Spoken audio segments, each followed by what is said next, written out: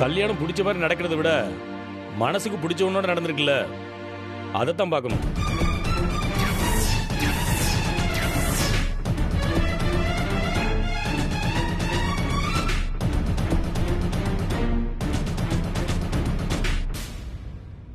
அண்ணாச்சிக்கு எப்படி தெரியும்னு பாக்குறியோ? எல்லாருக்கும் தெரிஞ்சிருக்கு, எனக்கு தெரியாதா?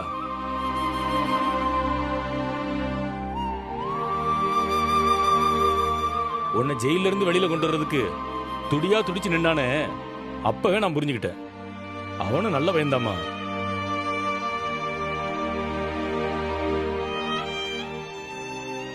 அவன் நல்லவன் தான் அண்ணாச்சி. அதனால்தான் அவன் நல்லா இருக்கணும்னு நினைச்சேன். ஆனா இப்படி ஆயிடுச்சு. என்னால இதுல இருந்து வெளியிலேயே வர முடியல அண்ணாச்சி. புரியுதுமா, நேத்து கல்யாணம் முடிஞ்சிருக்கு, நீ இன்னைக்கு ஆபீஸுக்கு கிளம்பி வந்து உட்கார்ந்துருக்க. ஓ மனசு எனக்கு நல்லாவே புரியுது. ஆனா கல்யாணங்கிறது ஒவ்வொருத்தர் வாழ்க்கையிலையும் ரொம்ப முக்கியமான விஷயம். ஓ வாழ்க்கையில் அது நடந்து முடிஞ்சு போச்சு. இனிமே அடுத்து என்ன நடக்கணும்னு தான் பார்க்கணும். இன்னும் எனக்கு மனசு வேதனையாவும் குழப்பமாவும் தான் இருக்கு. நமக்கு மட்டும் ஏன் இப்படிலாம் நடக்குதுன்னு தோணிட்டே இருக்கு. அடுத்து என்னன்னு கூட என்னால யோசிச்சு பார்க்கவே முடியல. அப்ப விடு, தன்னால நடக்கும். என்னைய பாரு, நான் ஊர்ல இருந்து வரும்போது ஒண்ணும் இல்லாம தான் வந்தேன். என் வாழ்க்கை இப்படி ஆகும், நான் இவ்வளவு பெரிய தொழில் ஆரம்பிப்பேன்னு நினைச்சு கூட பார்க்கல. அப்படித்தாமா எல்லாமே. ஓ நல்ல மனசுக்கும் எல்லாமே நல்லபடியா நடக்கும். அப்படிதான் இவ்ளோ நாளும் நம்பிட்டு இருந்தேன். இப்போ அந்த நம்பிக்கையே மொத்தமா உடைஞ்சு போச்சு. ரஜினி, என்ன பேசுது நீ? ரஜினின்னா எவ்வளவு தைரியமான பொண்ணுன்னு பாத்திருக்கேன் நானு. இது நீ இல்லையே. எல்லாம் கொஞ்சம் கொஞ்சமா சரியாகும். அதுக்கு நீ முதல்ல ஸ்ட்ராங்கா இருக்கணும். அதுக்கு உன் மனசை சரியாக்கணும். அதான் எப்படின்னு தெரியல அண்ணாச்சி. இங்க பாருமா, இன்னைக்கு சாயந்தரம் என் மகளுக்கு நிச்சயம் பண்றோம். நீ ஃபங்க்ஷனுக்கு கண்டிப்பா வரணும். அண்ணாச்சி தப்பா நினைக்காதீங்க. இப்போ அந்த மாதிரி ஃபங்க்ஷனுக்கு வர நிலைமையில நான் இல்ல. அப்படி நீ வெளியில வந்தா தான் உன் மனநிலை சரியாகும்னு கூப்பிடுதேன். என் மகளுக்கு ஃபங்க்ஷன் சொல்லுதேன், வர முடியாதுன்னு சொல்லுதைய. இல்ல அண்ணாச்சி, அது வந்து உன் வீட்டு ஃபங்க்ஷன் எதுவானாலும் நான் முதல்ல வந்து நிக்கிறேன்னா இல்லையா? அப்புறம் என்ன, சாயந்தரம் நீ வரணும். முடியாதுன்னா சொல்லு, ஃபங்க்ஷனை ஒரு வாரம் தள்ளி வச்சுக்கிறேன். ஐயோ இல்ல, அதெல்லாம் வேண்டாம் அண்ணாச்சி, நான் வரேன். அப்ப சரி. சரிம்மா, நான் இப்ப கிளம்பட்டுமா? சாயந்தரம் பார்க்கலாம். வரேன்.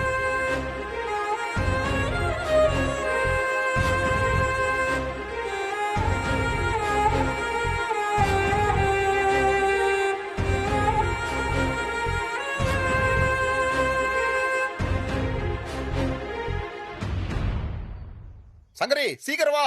வரேங்க. என்னத்த துணி கடையிலேயே பையெல்லாம் கொடுப்பாங்க, இதை எதுக்கு எடுத்துட்டு வர்றீங்க? இல்ல மாப்ள, சுடு தண்ணி மருந்து மாத்திரை எல்லாம் இருக்கு. இங்க பாருங்க, அங்க வந்து செலக்ட் பண்றங்கிற பேர்ல துணி கடையில லேட் பண்ணிட்டு இருக்காதீங்க. எனக்கு நிறைய வேலை இருக்கு. அங்க வந்து நீங்க என்ன பண்ண போறீங்க? நாங்க தானே பார்த்து பார்த்து வாங்க போறோம். அதானே, அங்க வந்து சும்மா தானே உட்கார போறீங்க, அதுக்கு இவ்ளோ பேச்சா? டேய், நீ என்னடா கிளம்பாம உட்காந்துருக்க? ஆளா வரலமா, நீங்களே போய் வாங்கிட்டு வாங்க. நாங்க வாங்கிட்டு வந்ததுக்கு அப்புறம் கலர் பிடிக்கல, டிசைன் பிடிக்கலன்னு சொல்லுவேன். நீங்க வாடா. ஆமாண்டா, கிளம்புடா. நீங்க என்ன வாங்கிட்டு வந்தாலும் நான் ஒண்ணும் சொல்ல மாட்டேன், போதுமா? என்ன ஆளை விடுங்க. அதானே, சொன்ன பேச்ச என்ன கேட்கவா போற? எனக்குன்னு மகனா வந்து பிறந்த பாரு. ஐயோ, இவ வேற வராளே. இவளை பாத்துட்டோமா, போற காரியம் விளங்குன மாதிரி தான். ரஞ்சிதம், எதுக்கு இப்ப தேவையில்லாம புலம்பிட்டு இருக்க? எப்படியும் ரஜினி வந்ததுக்கு அப்புறம் தானே கிளம்ப போறோம். பாரா, சப்போர்ட் எல்லாம் பலமா இருக்கு. நடக்கட்டும் நடக்கட்டும். ஆமாமா, ரஜினி வர நேரம் ஆயிடுச்சு. என்னங்க, இவங்கிட்ட சொல்லி வைங்க, கடை திறந்ததுக்கு அப்புறம் மாப்பிள்ள கூட கொஞ்சம் ஒத்தாசையா இருக்கணும்னு சொல்லுங்க. ஆமா முரளி, அவங்க 2 பேரும் மட்டும் சமாளிக்க முடியாது. நீயும் கூட போய் இருந்து கடையை பாத்துக்க. ஒழுங்கா போய் வேலை பார்த்தனா மாசம் ஒரு சம்பளம் கூட வாங்கிக்கலாம்டா. யாருக்கோ குடுக்கறதுக்கு உனக்கு கொடுக்க மாட்டாங்களாடா? என்னது, இவனை வேலைக்கு வச்சு நான் சம்பளம் கொடுக்கவா? கல்லாப்பட்டியவே தூக்கிட்டு ஓடிடுவானே. இவனை மட்டும் உள்ளேயே விட்டுற கூடாதுடா.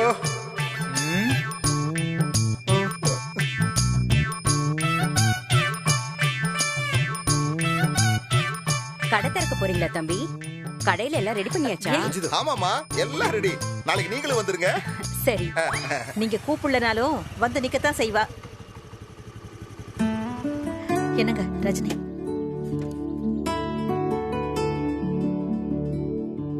என்ன எல்லாரும் வெளியே நிக்கிறீங்க? வா என்ன ரஜினி, விஷயம்? உனக்காக தான் நாங்க எல்லாருமே காத்துக்கிட்டு இருக்கோம். நீயும் வந்தா நம்ம எல்லாருமே கடைக்கு போயிட்டு வந்துடலாம். கடைக்கா? ஆமா ரஜினி, கடை திறக்கும் போது புது ட்ரெஸ் எல்லாம் போடணும்ல, நீ கூட வாங்கி தரேன்னு சொன்னியே.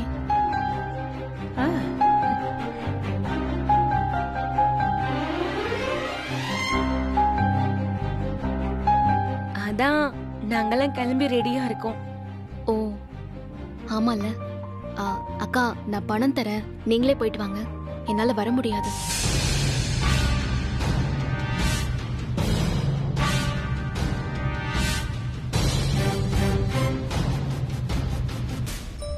உனக்காகத்தான் இவ்வளவு நேரம் காத்துட்டு இருந்தோம் ரஜினி. சாரி மாமா, தப்பா நினைச்சுக்காதீங்க. இன்னைக்கு அண்ணாச்சி ஆபீஸ்க்கு வந்திருந்தாரு. இன்னைக்கு ஈவினிங் ஒரு முக்கியமான ஃபங்க்ஷன் இருக்கு, கண்டிப்பா வரணும்னு கூப்பிட்டிருக்காரு. அண்ணாச்சியா? ஆமாம்மா, உடனே கிளம்பணும், டைம் இல்ல. அக்கா, நீ உள்ள வாக்கா.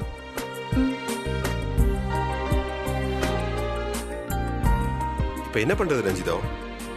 அதான் காசு தரேன்னு சொல்றால, வாங்க வாங்கிட்டு நம்ம போயிட்டு வருவோம். வாங்க.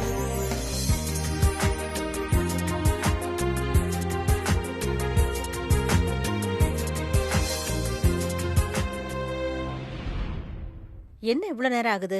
என்னன்னு புரியலையே. இன்னும் காணோம்.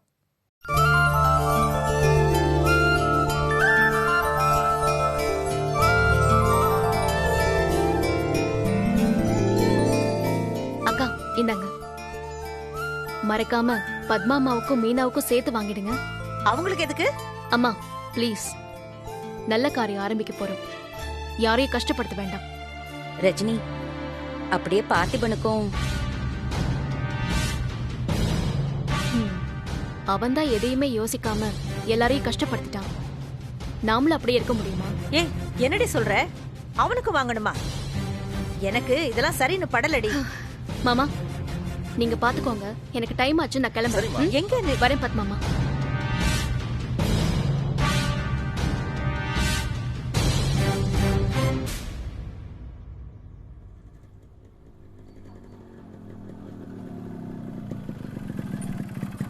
ஏங்க ஏங்க ஏங்க, என்ன? உங்களுக்காக தாங்க வண்டி கொண்டு வந்து வெயிட் பண்ணிட்டு இருக்கேன், வாங்க. அதெல்லாம் ஒண்ணு தேவையில்லை. ஆஸ் யூஷுவல் டிரைவர் தாங்க, ஒன்லி பிக்கப் அண்ட் டிராப் தான்.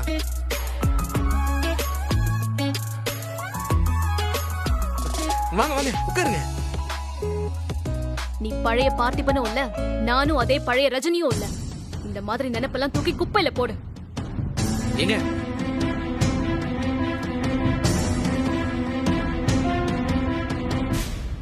பார்த்திபா, அவ வந்ததும் உன் கூட வண்டியில போறான்னு நினைச்சேன். அவங்க வர மாட்டாங்கன்னு எனக்கு தெரியுமா, ஆனா அவங்க போய் ரீச் ஆகுற வரைக்கும் அவங்களுக்கு என் நினைப்பு மட்டும்தான் இருக்கும்.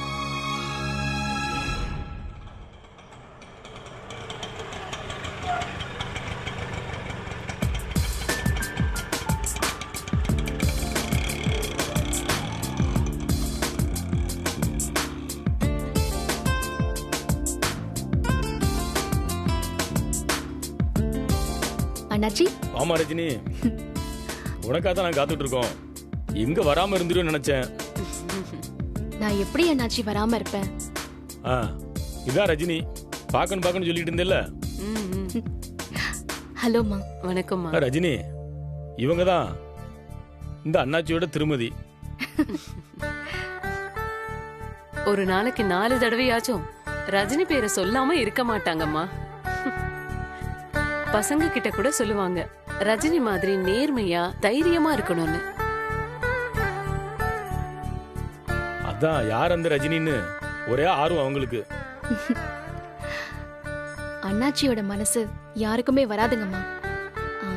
அவர் மட்டும் எனக்கு உதவி பண்ணலன்னா. ரஜினி, இதெல்லாம் பேசக்கூடாதுன்னு ஏற்கனவே சொல்லிருக்கனா இல்லையா? சரி வாமா போலாம். வா ரஜினி.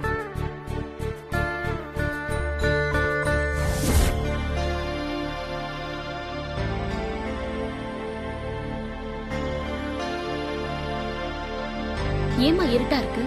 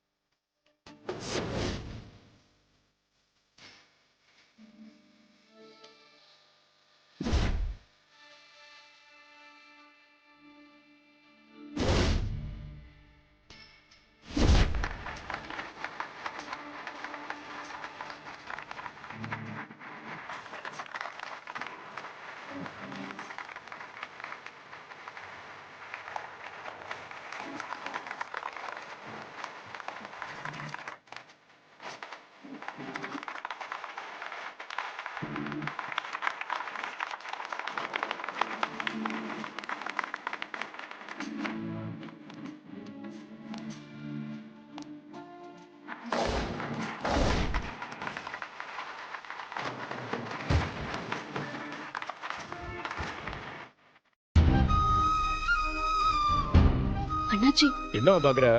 நீங்க இது உங்க பொண்ணு ஃபங்க்ஷன்னு சொன்னீங்க. ஆமா, என் பொண்ணு ஃபங்க்ஷன் தான். அப்போ பார்த்திபன்? ஆமா, பார்த்திபன் தான்.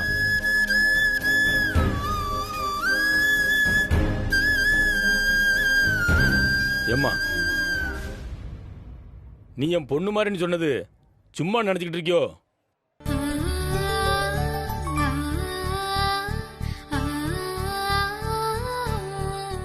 அண்ணாச்சி, இங்க பாருமா, உன் கல்யாணம் நடக்கும்போது அதை நான் தான் முன்ன நடத்தணும்னு நான் ரொம்ப ஆசைப்பட்டேன். இந்த ஊர்ல இப்படி ஒரு கல்யாணம் யாருமே பண்ணிருக்க கூடாதுன்னு எல்லாரும் ஆச்சரியப்படுற அளவுக்கு உன் கல்யாணத்தை நடத்தணும்னு நினைச்சேன். இப்படி ஒரு கல்யாணமாங்கிற அளவுக்கு தானே எல்லாம் நடந்து போச்சு. சரிம்மா, என்னமோ உன் மனசு வருத்தப்படுற மாதிரி யாரு கல்யாணத்துக்கோ போய் உன் கல்யாணம் நடந்து போச்சு. அதையே நினைச்சு வாழ்க்கை முழுக்க வருத்தப்பட்டுட்டே இருக்க முடியுமா? எனக்கு மூத்த பொண்ணு ரஜினி தான்னு வாய் ஓயாம சொல்லிக்கிட்டே இருப்பாங்க. அந்த பொண்ணுக்கு ஒரு ஃபங்க்ஷன் நடத்தணும்னு எங்களுக்கு ஆசை இருக்காதாம்மா? இங்க பாருமா, அழக்கூடாது. இங்க பாரு ரஜினி, எல்லாரும் இருக்காங்க, சந்தோஷமா சிரிக்கணும். வாழ்க்கையில சில விஷயங்கள் ஒரு தடவை தான் நடக்கும். அந்த தருணத்தை தொலைச்சிடக்கூடாதுமா, கொண்டாடணும். சில சமயம் நமக்கு பலமே பாரமான ஒரு குழப்பம் வரும். நீ குழம்பிடாத. பார்த்திபன் தான் உன்னோட பலம்.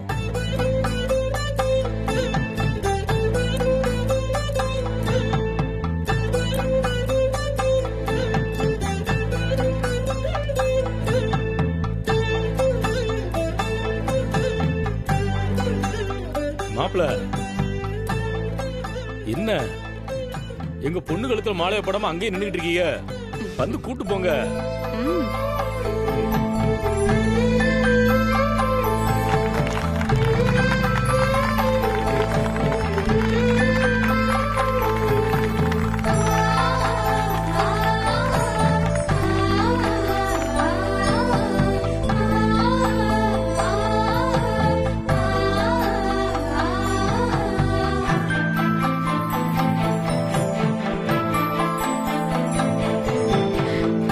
ரஜினி, அவரை நம்பி நீ கையை கொடுமா. இனிமே எல்லாத்தையும் மாப்பிள்ள பார்த்துப்பாரு.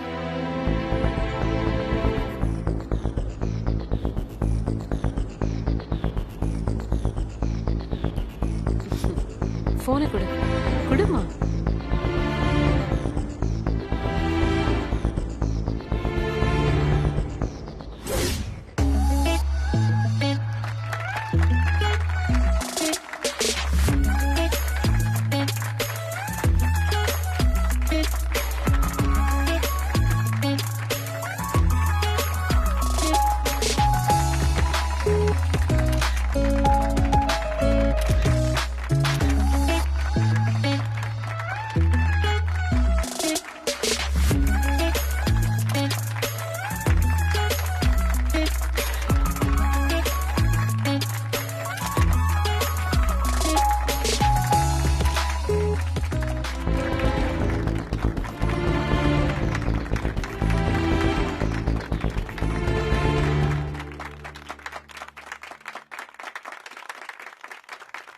ஏம்மா அந்த மாலையை கொடுங்க.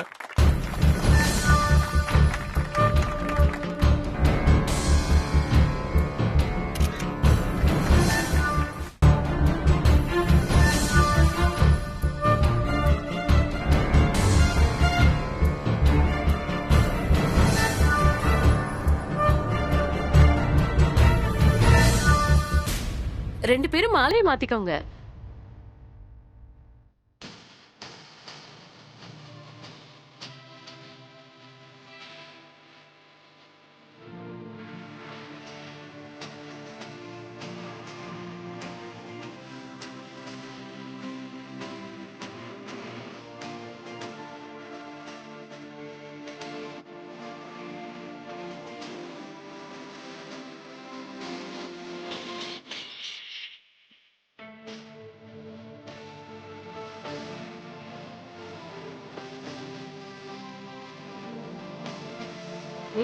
வாங்க போய் ஆசீர்வாதம் பண்ணுங்க.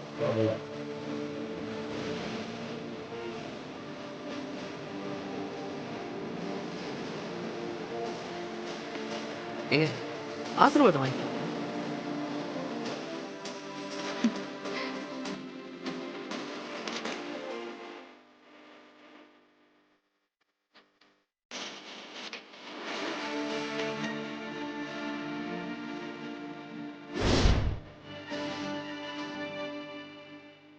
இதெல்லாம் உன் பிளான் தானே? ஐயோ, சத்தியமா எனக்கு எதுவுமே தெரியாதுங்க. உன்னை பத்தி எனக்கு தெரியும்டா, ஃப்ராட். இதெல்லாம் அநியாயங்க. எல்லா பழியும் என் மேலே போட்டா என்னங்க அர்த்தம்? நிஜமாவே எனக்கு ஒண்ணுமே தெரியாதுங்க. பொய் சொல்லாத. இப்ப கூட சிரிச்சுக்கிட்டே தானே பேசுற, ஃப்ராட். ஏங்க எல்லாரும் பாக்குறாங்கல்ல, சிரிக்காம எப்படி? எதுவுமே தெரியாம தான் வண்டி எடுத்துட்டு வந்து நின்னு டிராப் பண்றேன் நீயா?